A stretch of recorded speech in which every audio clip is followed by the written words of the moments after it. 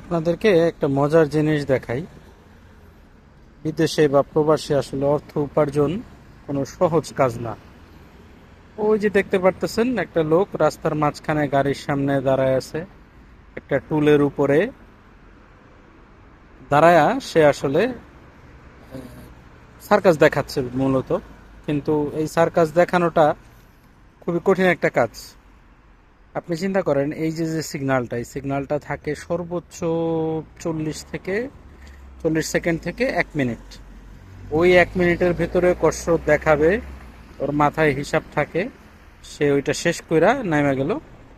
এখন সে আবার ওই জায়গায় যারা আছে, যারা ওরে টাকা দিতে চায় তাদের কাছেও যাবে, টাকা সংগ্রহ করবে। যদি কেউ দেয় তো দিল, গাড়ি ছাইড়া দিছে। সো মোটামুটি সে দৌড়ায় দৌড়ায় দৌড়ায় দৌড়ায় কিছু মানুষের কাছ থেকে টাকা সংগ্রহ করার চেষ্টা করছে।